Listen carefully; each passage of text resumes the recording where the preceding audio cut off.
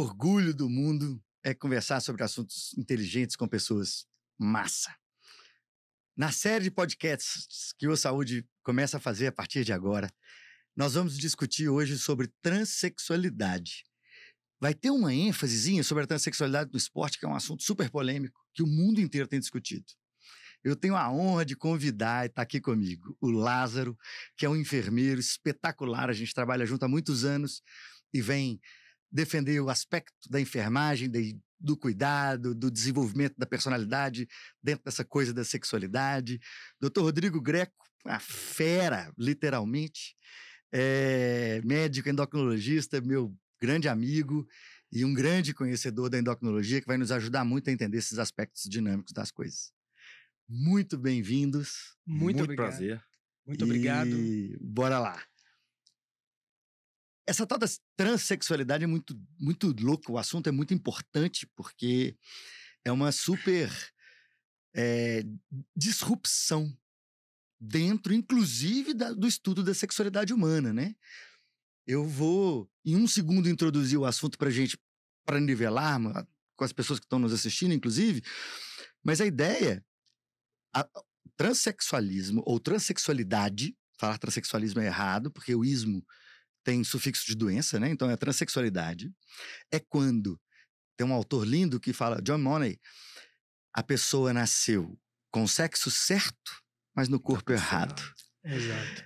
Então, na verdade, a completa dissociação da sua interpretação de qual é o teu papel de sexo, de gênero, para o corpo que você nasceu. Então, significa que é um homem que nasceu com a genitália masculina, mas que se sente e se apresenta para a sociedade como mulher e quer se transformar em mulher e é transexual quando ele obtém a redesignação sexual com a cirurgia, com mudanças hormonais, um tanto de coisa que a gente vai ver. E o inverso também.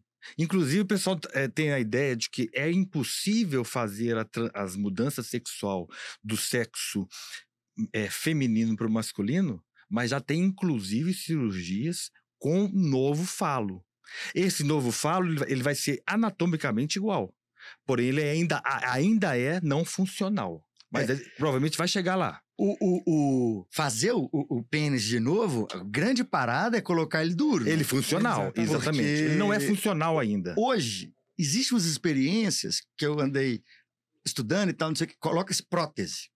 Só que o tecido, como é um tecido não tão rígido quanto o tecido do pênis original natural. E tal, na prótese ele se machuca muito, e aí acaba que ele fica dolorido na hora da transa e tal. Sim. Então não é tão funcional. Não é funcional. O mais clássico no mundo, muito mais usual, é a transformação de homem para mulher, porque a neovagina é uma cirurgia dominada já. Para o pessoal ter uma noção legal da parada, porque acha que aquela coisa vai fazer um buraco ali e pronto, não é bem assim, né? A pele do pênis, a pele toda de fora, ela vai virar neovagina. Exatamente. Que vai ficar entre a bexiga e o reto. E a glândula, a glande, que é o nosso órgão do masculino, sensitível para orgasmos, ele é reimplantado na região superior como se fosse o clítoris. Como se fosse o clitóris. Então, como a sexualidade, o orgasmo, o prazer, 75% no psíquico e 25% nos hormônios, a mulher que o fez a transformação, ela tem toda a capacidade de ter orgasmos e satisfação sexual.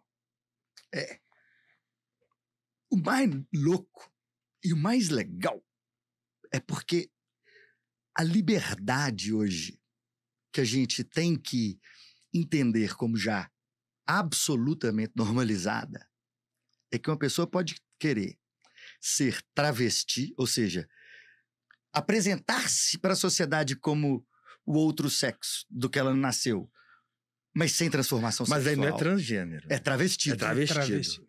Isso é que é legal, tem que estar. Por quê? Tem várias diferenças. Quando você faz a cirurgia pelo SUS, uma coisa correta, por exemplo, o indivíduo tem que passar 2 anos por análises psicológicas, saber se ele é travestido ou se ele é transexual. Exato. Porque se você transformar um homem travestido numa mulher, você está amputando ele.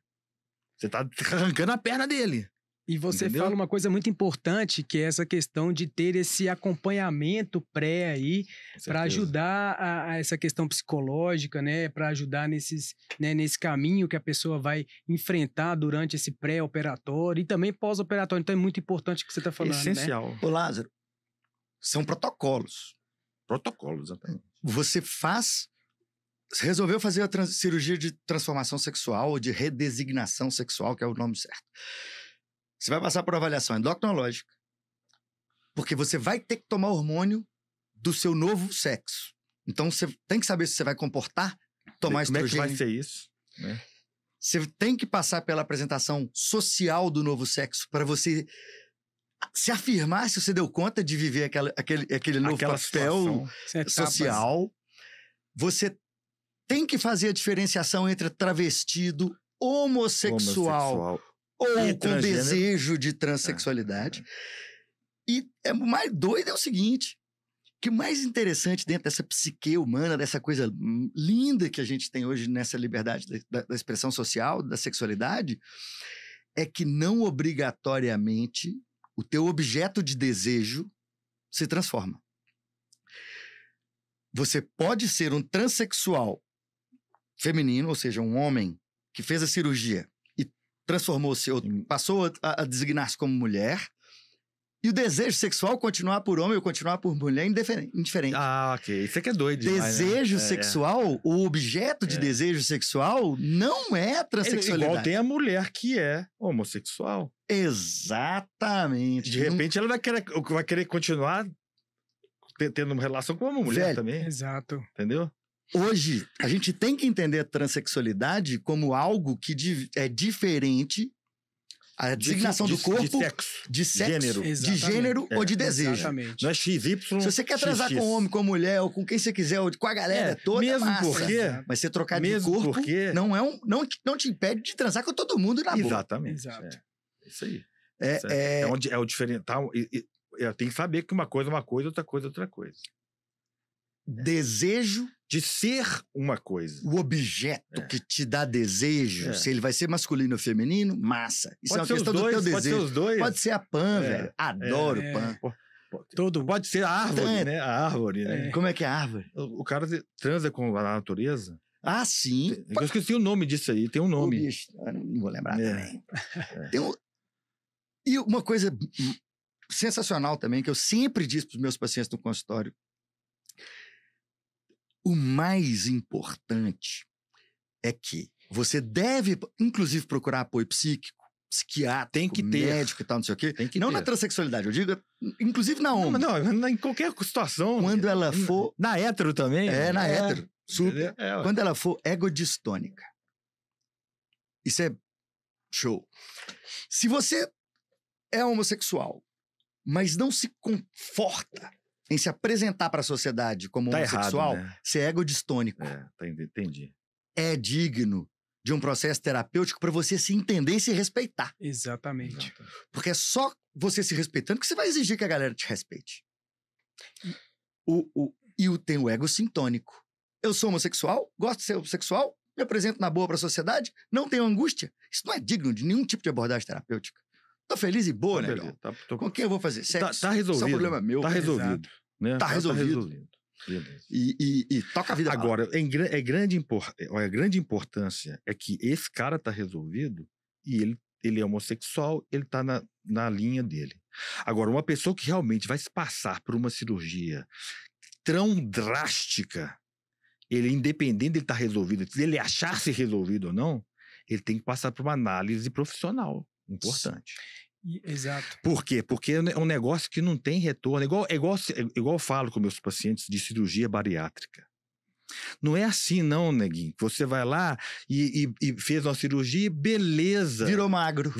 Não é isso não. Aquele processo todo que você passaria de comer de 3 em 3 horas, pouquinho em pouquinho, que passaria sem fazer cirurgia para virar magro, você vai fazer obrigatoriamente. Você está preparado para isso?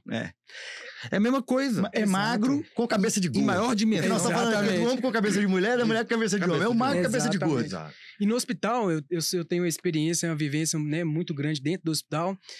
A gente vê exatamente o que você está falando, refletindo nessas consultas pré-anestésicas que a gente chama, né? Que antes do paciente, né, fazer uma bariátrica, ele passa por um nutricionista, com um psicólogo, para já ir exatamente, equipe multidisciplinar, exatamente o que você está falando, para preparar ali o psicológico, né? Que a pessoa vai sair da cirurgia achando que pode comer um hambúrguer e não vai poder comer um hambúrguer. O magro com cabeça de gordo não dá certo, como o gordo com cabeça de magro não vai dar certo. Exato. E agora, imagina uma cirurgia. Nós estamos falando de uma cirurgia que é um clipe na barriga, no estômago, para poder reduzir o volume.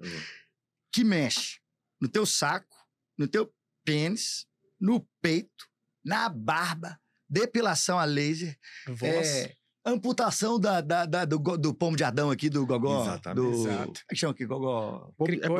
A cartilagem cricoide. O gogó. O gogó é pomo de Adão. A cirurgia de designação sexual, ela envolve muito mais do que pênis, pinto e vagina. Tem a ver com gogó.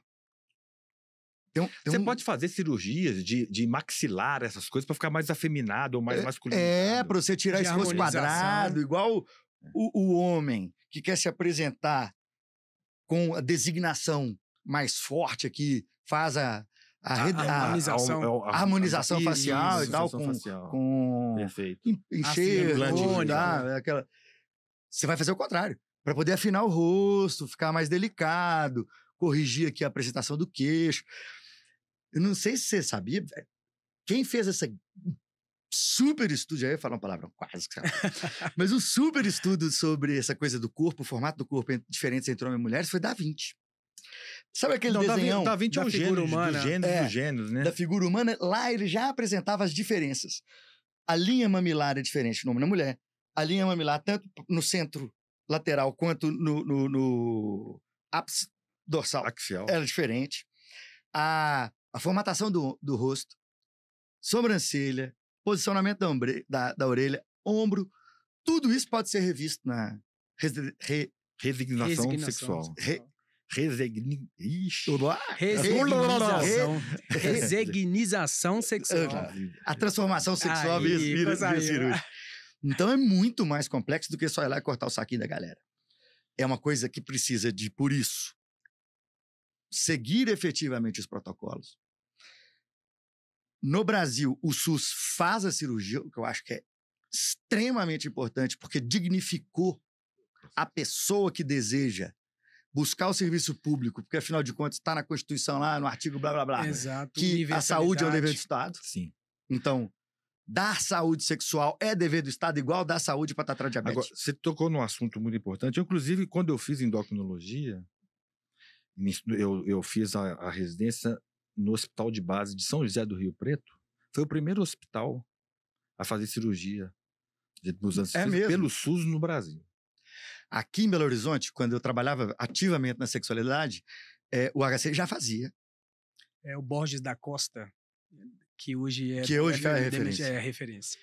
E já existia, só que naquela época, aí eu tô falando de 15 anos, quando eu era ativo ali na prestação de serviço clínico da sexualidade humana, o protocolo, a gente copiava o protocolo holandês, que era o mais avançado que tinha no mundo, o australiano e o holandês, que são os protocolos bem definidos. Hoje, o SUS já incorporou protocolos próprios e tal. Porque o SUS é muito, muito legal, né? Se você pensar, eu achei que você ia falar um palavrão legal, também, né? Mas o SUS é foda. É foda. O SUS é muito bacana. É muito bacana. Sensacional. É sensacional. Agora, tem um detalhe, né, que eu acho importante a gente colocar. O que acontece? As coisas começam a evoluir também. Nós estamos falando da parte sensacional que é essa abertura que o mundo está dando, essa nova oportunidade de uma cabeça aberta, mas às vezes aí começa a degringolar, na minha opinião. Pelo seguinte, o SUS começou a observar que os adultos tinham muitas formas de suplantar protocolos aqui, coisas particulares, ou no próprio SUS.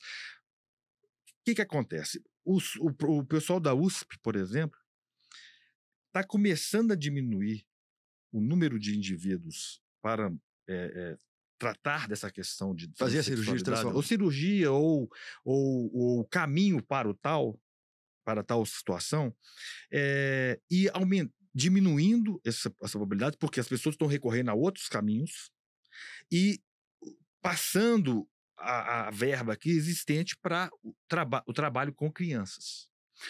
Na redesignação sexual em crianças? Em crianças. O que acontece? Confuso, né, bicho? Confuso. Por quê?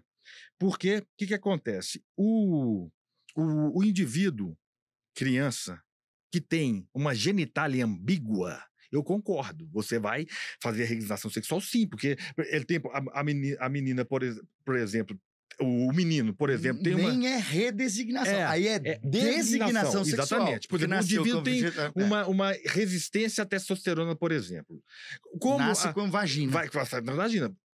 É bom lembrar que quando a gente o embrião está ali desenvolvendo, a genitália, ela é bipotencial. É a mesma. Vai depender se você tem fator antimileriano ou não, para ver se vai virar homem ou mulher, se vai ter testosterona ou não vai. Exatamente. Então, quer dizer, se ele tem uma resistência ao receptor à testosterona, vai nascer como feminino. Então, esse indivíduo é XY, porém, ele vai ser todo encaminhado. Nasce com vagina. Sem útero, mas com vagina. Porque não conseguiu desenvolver o útero e etc. Aí o que vai fazer? Você vai fazer a designação tirando os testículos da região abdominal, porque senão eles podem ficar ali dentro e aumenta o risco de câncer, etc. Beleza, ótimo. Agora, porém, o que está acontecendo nessa questão de transexualidade? Meninos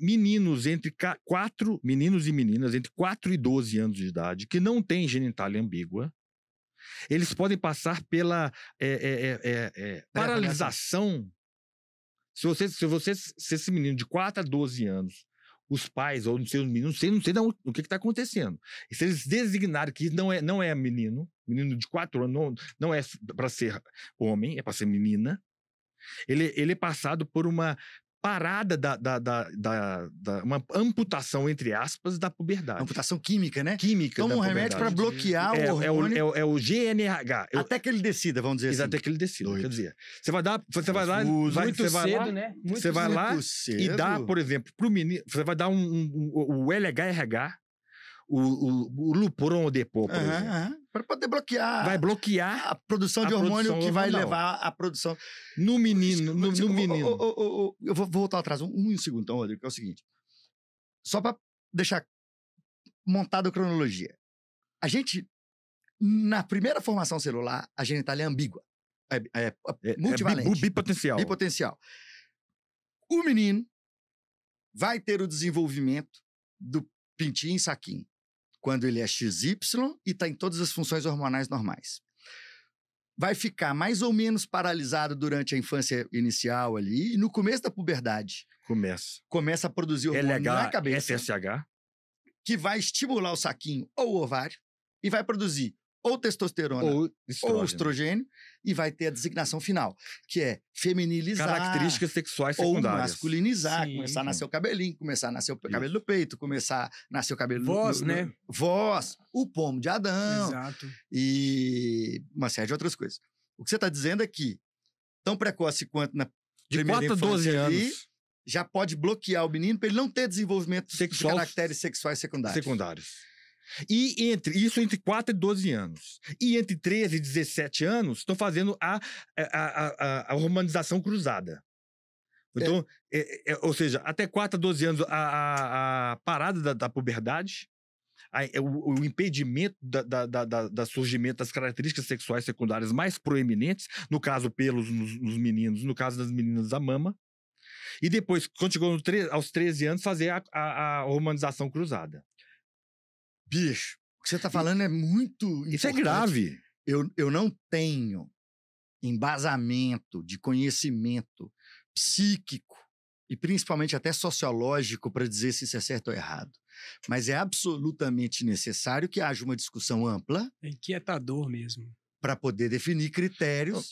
Você porque eu acho que aos 4 anos. Você se lembra aos 4 anos? Não é. É os pais. O neném. É os pais. Ou a criança. Quem está definindo ali é os pais. Minha filha tem interferência. E é uma interferência que eu não sei se tá legal, saca? Mas eu não quero dizer aqui que eu sou o dono da verdade. Não, tá de errado. forma nenhuma. Mas tinha que ter uma discussão social.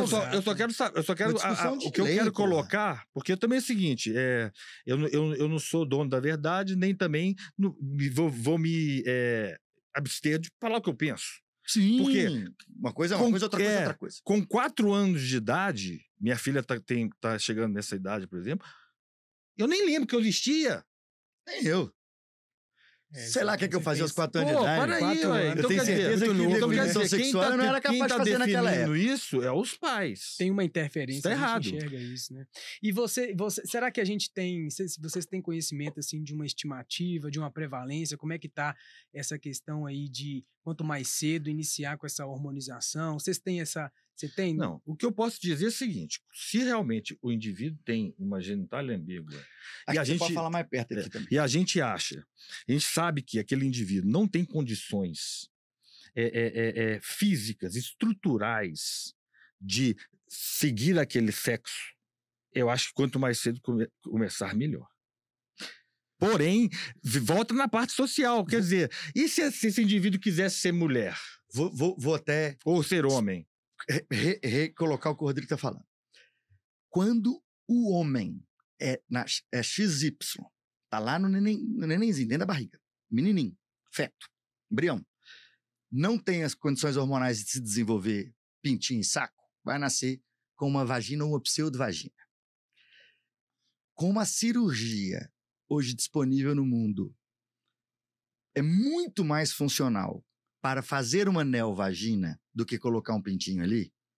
A opção clínica, normalmente, é pela designação do sexo feminino, porque vai tolerar bem a cirurgia. Então você já tem uma prevalência neste perfil. Caso... Quanto mais cedo, melhor. Na época que seria ali a explosão do hormônio normal, lá pelos 9, 10, 11, 12 anos, você vai fazer uma curva de progressão e dando hormônio bem devagarzinho para estrogenizar, que é virar caracteres sexuais secundários femininos. Mesmo porque essa criança vai ter crescido. Essa menininha vai ter crescido o tempo todo se achando menininha. Agora, se um dia, depois de 17, 18 anos, ela se sentir transexual e quiser virar um homem, ela vai passar pelo mesmo processo de uma menina normal que o quis. Então a gente tem que esperar a gente existir. E isso é definido nos primeiros semanas e meses ali. Vai ser designação feminina, massa.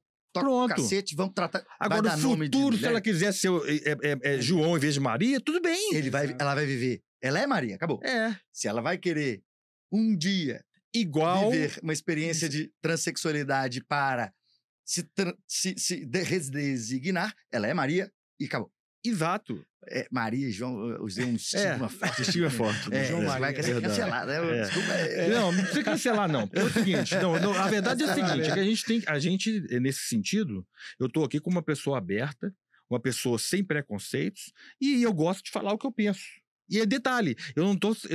Maria e João é porque a gente nasceu assim, né? Cara. Josi e Maria, né, é muito forte você criar. E essas culturas nascem na gente. Nascem na gente. Se você fosse fazer um julgamento, eu não quero te dar o direito das verdades, não, né? Quero te perguntar uma coisa muito simples.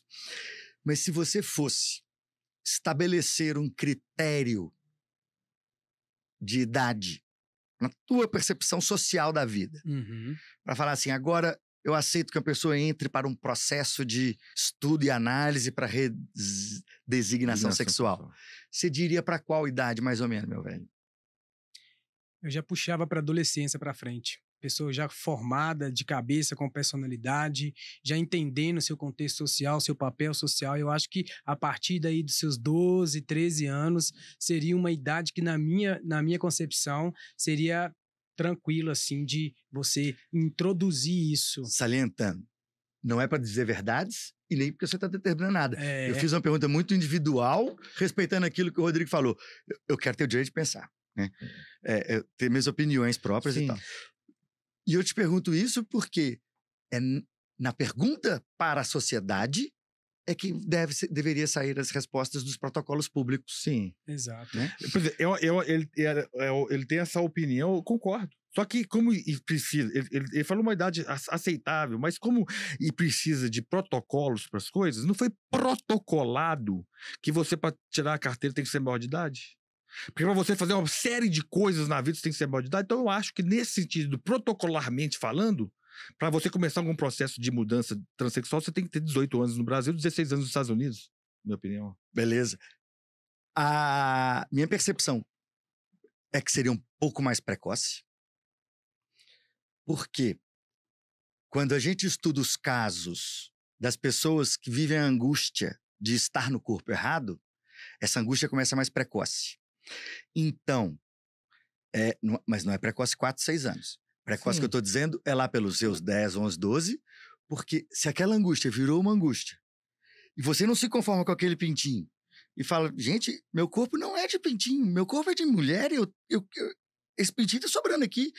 Isso. Menino e adolescente, no final idade? começo da adolescência, comecinho da adolescência ali, pessoas 12 9, anos. 10 anos, amarra o pintinho para tentar arrancar. Começa a ter uma É visão, né? revoltante a ver aquele objeto que não te pertence, cara. É muito doido. Sim. Então, eu diria que em casos onde há uma manifestação ativa do indivíduo, Sem do adolescente, interferência do sem interferência externa do pai, o que vai definir, o que não sei o quê. Exato. E ela falou, estou extremamente angustiada com isso, vamos respeitar e vamos, Então, no mínimo, então fazer bloqueio. protocolo de idade. no mínimo, fazer bloqueio é. para não ter o perigo daquele saquinho Sim. começar a funcionar, É, produzir hormônio masculino e eu masculinizar. concordo. O bloqueio, eu concordo.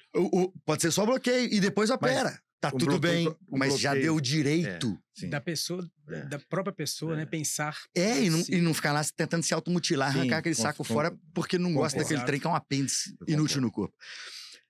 Essa pergunta, Rodrigo, eu te faria do ponto de vista clínico, porque ela tem uma super importância. Um dos assuntos que a gente ficou de conversar aqui hoje é a transexualidade no esporte. Explicando. Um homem, adolescente jovem que se desenvolveu com os hormônios masculinos, que a gente sabe que dá mais Massa muscular. massa óssea Mostra. e força física, etc, etc. Chega lá na sua adolescência tardia ou início da vida adulta, deseja e faz a redesignação sexual, passa a se apresentar e viver como mulher.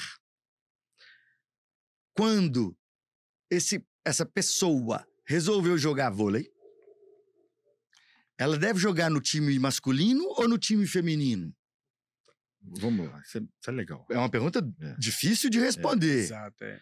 Olha só, é importante a gente só ter a seguinte ideia, porque eu, inicialmente, sou absolutamente contra ela julgar no sexo, eu sou, mas talvez não, eu era, tá? Absolutamente contra ela julgar no time feminino. Acontece, por exemplo, com a Tiffany, hoje, que joga no Osasco, uma excelente jogadora, pelo que eu fiquei sabendo, uma excelente pessoa, entendeu? E, olha só, quando a gente pensa que ela se formou toda como homem, e no caso dela é um pouquinho mais, eu acho um exemplo muito bom pra gente falar aqui, porque ela jogou vôlei no time masculino, antes de fazer. E o pancadão, Competindo feminino. na hora que tá no saque ou no corte ali, um pancadão. é um pancadão diferente. Tem uma força diferenciada ali. Sim. Tem. Então, eu, nesse sentido... Isso é científico, não é opinião nossa, tá? Isso é 25 a 30% mais força física. Eu acho extremamente injusto. Injusto por quê? Não entendi. No sentido de que ali ela tá, as outras... ela tá tendo ela doping. tem um pancadão tem um doping, vamos no dizer assim. meio de mulheres que se formaram sem aquele estímulo, que não tem o pancadão do saque, ou do corte, ou do vôlei.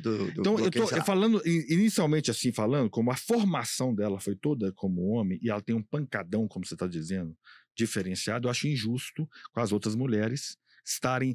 Igual, vamos por uma coisa, que ali é um jogo coletivo, vamos para o individual, uma judoca. Você que é um puta esportista, né? A tua vida tá baseada no jiu-jitsu. No jiu-jitsu. Vamos falar do jiu-jitsu. Então, uma judoca, uma jiu-jiteira, que há pouco tempo se transformou, sexualmente falando, fez a resignação dela, né? Ela fez a transformação, tem uma força muscular acima. E eu sempre pensei assim, sempre me julguei assim. Agora eu vou falar um detalhe para vocês que é muito importante também, pensar o seguinte. A formação física é maior, de formação. Porém, a partir do momento que você tira a testosterona daquela pessoa, passa a hormonizá-la do ponto de vista feminino, a maior parte desse acréscimo cai por terra. Sim. Cai por terra.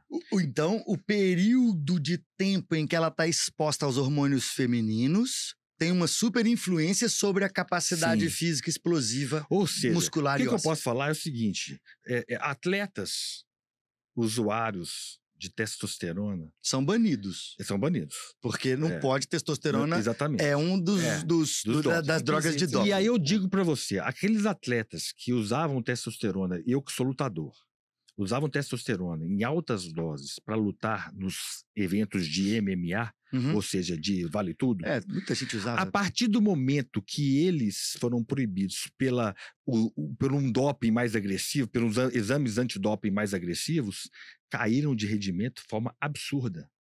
Sem dúvida, bicho. Mas a gente não tem... Absurda. Fala, cara. Então, só finalizando, então complicando, finalizando mesmo.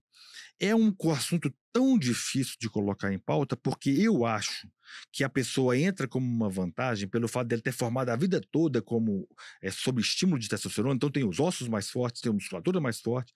Porém, eu falo também entendendo, porque eu lido com indivíduos que usam esteroides para melhoras de performance no meu dia a dia, lido para mim para melhoras de estética. A partir do momento que para de se usar, aquele ganho seu muda completamente. Muda completamente.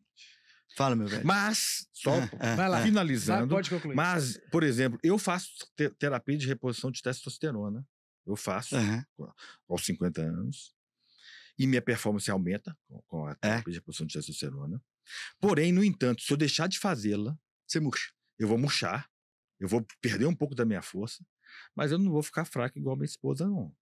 Tem uma memória, né? Tem uma memória muscular. Então, se você olhar óssea, que realmente quando a mulher passa a deixar de ter testosterona pela retirada do testículo, isso vai mudar a força dela, mas ela não vai deixar ela não vai voltar a ser a fracote como uma mulher, entre aspas. Saquei. Não.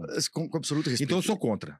Mas entendi. A minha pergunta para você, já que você falou que você é contra, e os protocolos que a gente tem hoje para poder participar desses campeonatos, né? Esses protocolos não seriam embasados, assim, né? Você é contra, realmente, eu concordo que a gente tem uma desvantagem em relação à força, em relação ao desempenho, mas se tem protocolo e a pessoa consegue atingir ali, isso no seu ponto de vista, assim, não é correto? Não, eu acho que a legalização disso foi muito mais de um apelo apelo populacional de inclusão social do que realmente uma coisa química, biológica. Se você pegar, por exemplo, a Tandara, vou falando do vôlei, a Tiffany e a Tandara. A Tandara é uma mulher sensacional do vôlei, está 4 anos suspensa pelo uso de Ostarine, que é um modulador seletivo dos receptores androgênicos. E é um hormônio fracote, nem chega a ser hormônio. É uma mudança de um hormônio fracote. Foi 4 anos suspensas. Acabou com a carreira dela. E a Tiffany pode jogar? Muito doido. Ô Lázaro, o que você falou, cara, é super importante pelo seguinte. Por mais que a gente tenta ser justo ao criar um protocolo, para qualquer tipo de protocolo, sempre vai haver algum tipo de injustiça. Por quê?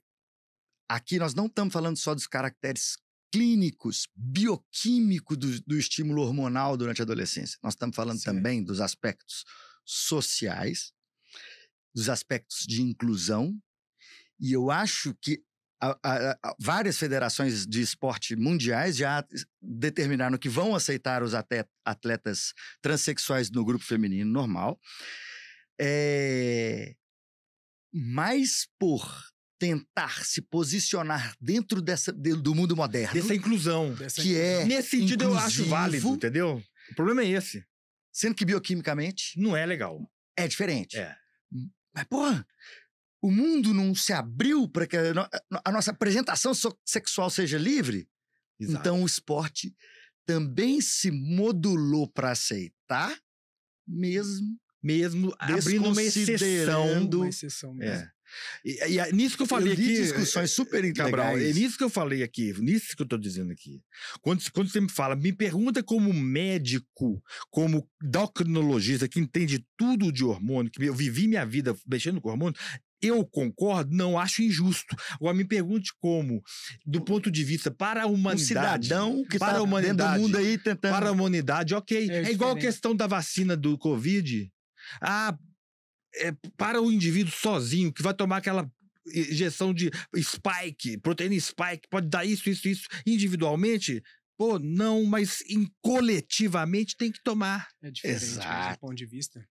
E aí, cara, eu li discussões super legais dessa coisa de validar ou não a entrada de uma pessoa transexual redesignada num esporte. Seriam critérios subjetivos de quanto tempo ficou em exposição já estrogênica, quanto tempo ficou em exposição androgênica, porque vai que houve bloqueio precoce. Entendi. Se bloqueou precoce antes de 12 anos, não desenvolveu musculatura. Beleza. Então aí nem tem muita discussão. Não tem nenhuma discussão. Por isso que o protocolo vai ter que ser leve. Entendi. E outra coisa, vou te deixar numa situação uma diferença ruim. de X% dentro da composição muscular, pode competir, mas cria uma categoria adicional. Porque diferenciado. E se for esporte individual, então mais pirante ainda, porque duas corredoras vão correr diferente. Duas judocas. Dois jiu-jiteiros. Me fala uma coisa aqui, vou botar um checkmate aqui na mesa. Manda ver. Um checkmate. É o seguinte, manda no checkmate que nós temos que acabar, inclusive. Nós estamos aqui discutindo sobre a entrada de homens que transformaram-se em mulheres no time feminino. Por que não tem o contrário? Por que nenhuma mulher que tá querendo... Por quê? Porque biologicamente não serve. Peraí que eu preciso fazer duas contraposições. Com uma cirurgia é ruim. Não, mas então não vamos colocar... a redesignação sexual de mulher para homem. Tirou a mama... Fica com Cabral, o pênis disfuncional. Deixa o pênis lá. Tirou a mama, tirou a cartilagem cricoide, saquei. Fez a reharmonização, toma testosterona, tá barbada, ok? É o contrário. Mas tá, tudo bem. Sim, ué. Sim, tá tomando testosterona, tá testosterona, aí e o pênis tá lá. É porque ela não é competitiva acima. Então ela não interfere nos vencedores.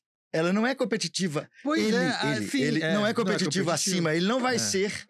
Mas então, ou seja, de qualquer forma, o mundo acaba ele mesmo entrando no preconceito dele mesmo. O tempo todo o ser humano faz isso. Eu entendo o que você está colocando, mas o limite vai existir. É ganhar vantagem ou não. É ganhar vantagem ou não. E só há ganho de vantagem na transformação de mulher para homem. Do ponto de vista esportivo. Desculpa. De homem para mulher, porque houve a adolescência no desenvolvimento do autoestímulo da testosterona. É infinito. Essa discussão é infinita. Se deixar, a gente fica aqui, né, o tempo inteiro falando. Porque quando você me fala assim, pergunta como médico, se eu acho justo, eu falo que não. Quando eu olho a história da Tiffany, eu falo, é justo. Uhum. Entendeu? Lázaro. Duas vertentes, né? Mais do que tudo, velho. E a gente realmente precisa caminhar para o final. Eu acho que a sociedade precisa ter o respeito definitivo para a escolha sexual, de como é que você se apresenta para a sociedade e para si próprio. Isso não tem discussão. Exato. Então, essa discussão aqui sobre ela esporte, é legal porque ela trouxe o esporte por meio e tal. E também idade, mas né? jamais pelo cerceamento das liberdades individuais, tanto no sentido do seu objeto de desejo, se é homem, se é mulher, se é pan, se é todo mundo agora, se é todo mundo um de cada vez. Sim, o importante é que é uma coisa polêmica quando a gente fala em termos de determinadas especificidades, como idade, para começar, como competição olímpica, etc. Não como uma coisa que é natural. E não como o desporto do prazer, que é jogar lá na praia. E boa. Não, beleza, pô, para com isso, toca né? Toca a vida. E abertura. A gente vive uma nova realidade em tudo. Não cabe, o mundo não cabe mais nenhum preconceito. Tipo de cerceamento ao direito de escolha. Qualquer direito de escolha, para mim, que seja subtraído, para mim é um crime. E o que a gente abriu esse podcast aqui foi só para falar sobre a idade correta para isso ser identificado, porque nós não estamos falando de se travestir, nós estamos falando de colocar ou retirar um pênis numa pessoa. Sim, uma cirurgia altamente mutilante. Exatamente. Então, da idade disso ser estabelecida, para que isso seja estabelecido pelo indivíduo e não por pais que querem determinada circunstância. E aí a gente falar se do ponto de vista de trabalho, negócios, ou no caso do nosso esporte, se há tirar vantagem disso. É a mesma coisa de falar, é certo tomar bomba para ir para o negócio? A gente pode botar isso aqui em discussão. Pode, porque existe uma vertente que fala, não, libera para todo mundo, que o antidoping nunca vai acompanhar.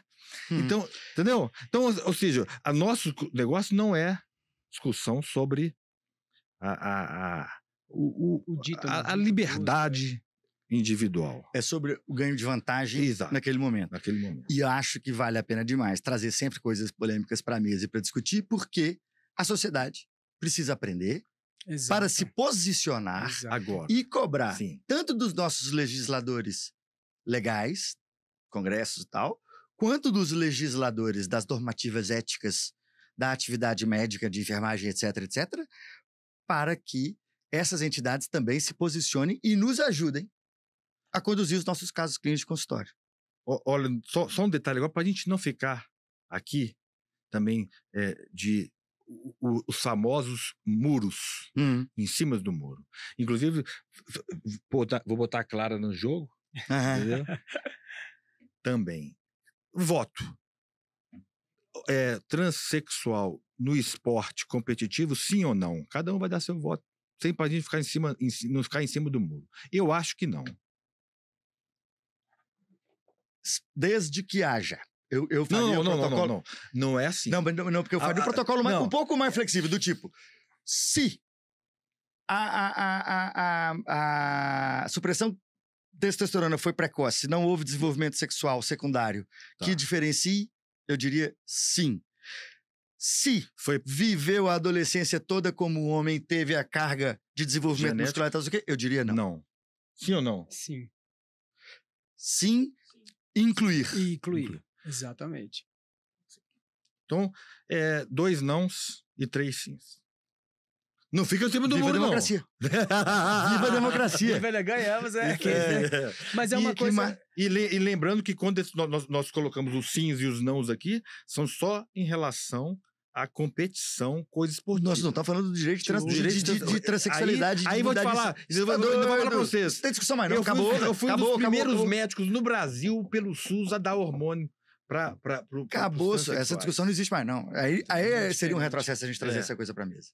Mas é muito importante a gente fechar assim com o discurso de que a orientação, a educação para essa população no que se diz respeito a trazer essas informações, trazer temas polêmicos assim, educação e orientação para as pessoas que fazem a utilização de hormônios assim, que às vezes fazem indiscriminado e leva por um caminho diferenciado, e às vezes não tem uma orientação correta, e isso tem um desfecho muito ruim na vida da pessoa, no social como um todo, e como se fosse... Perfeito. Massa.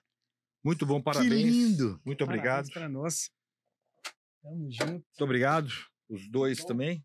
Tamo E é isso, vamos discutir assuntos bons, maus, ásperos, desásperos, macios e Esperamos todos Depois vocês. nós vamos falar sobre comer testículos. Bora, claro! Diferenciado. Tema novo.